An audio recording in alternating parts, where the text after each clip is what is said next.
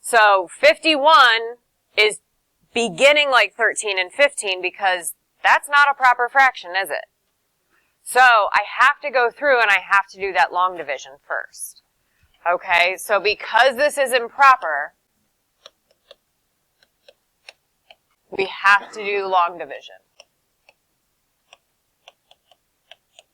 All right, and 13 and 15 at the beginning are the ones where you have to do long division. I'm watching a lot of kids like start them and they're going all the way through and doing the partial fraction decomposition, and I'm like, I didn't know. It only said you had to do this, so stop. What are you doing? All right, so I'm dividing by this. Then I've got all this. I am missing an x term, so you have to make sure you put that in there, because that placeholder is necessary.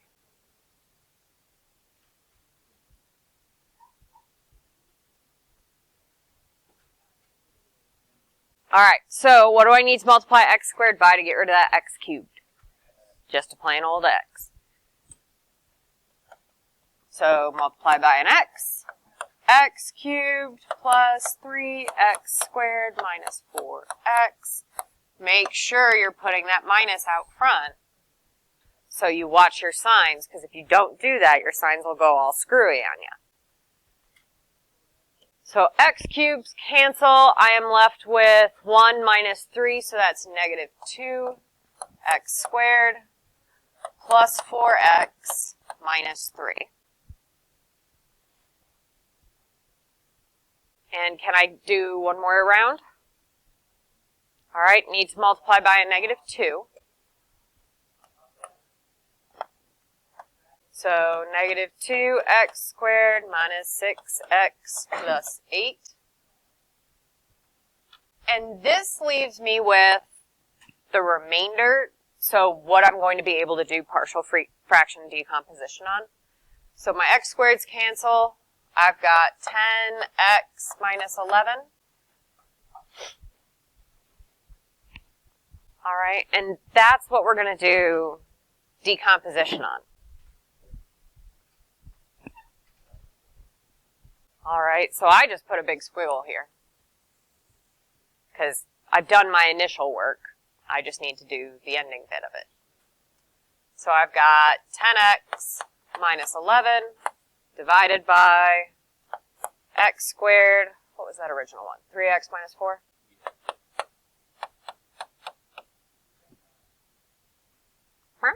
Too far.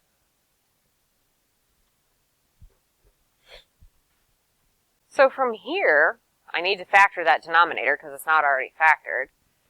That's going to give me x plus 4, x minus 1. Yes? All right, so I've got 10x minus 11 over the whole shebang equals a over x plus 4 plus b over x minus 1. And I've been getting asked by students, like, what happens if I put x minus 1 first? Well, then your a is going to equal what my b equals. Does that make sense? The numerator tracks with that denominator. It's just going to switch what letters it goes with. I don't care so much about that. All right, because 3 plus 4 is the same thing as 4 plus 3, yes? So, doesn't matter. All right, from here, I've got 10x minus 11 equals a times x minus 1 plus b times x plus 4. Little bit of FOIL.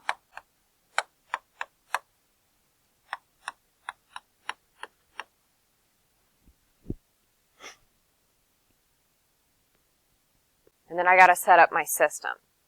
Okay, so setting up the system, I've got ax and bx. What does that need to equal? 10. So whatever that leading coefficient is, that's what it equals. So 10 equals a plus b. And then I've got negative 11 equals negative A plus 4B.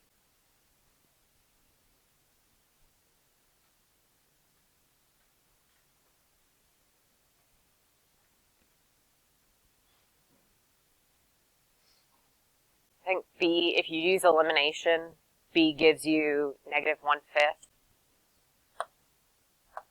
And if B is negative 1/5, I just know A has to be 51/5 because I did it earlier.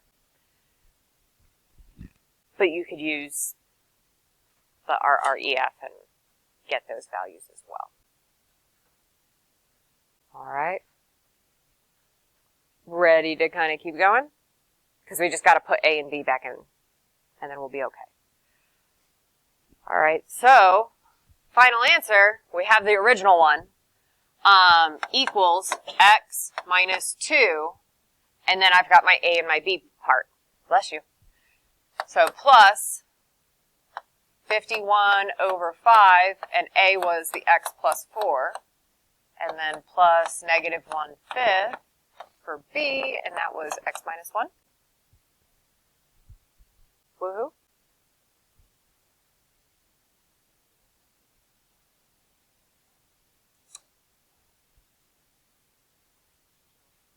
Yeah.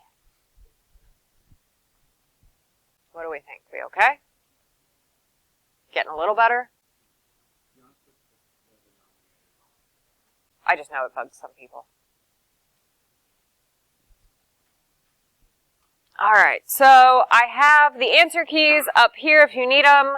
I did upload them to Google Classroom, except on 13 I forgot the 5 on the numerator, and 23 apparently I forgot how to add, but we did 23 in class, so you shouldn't need to do that one again.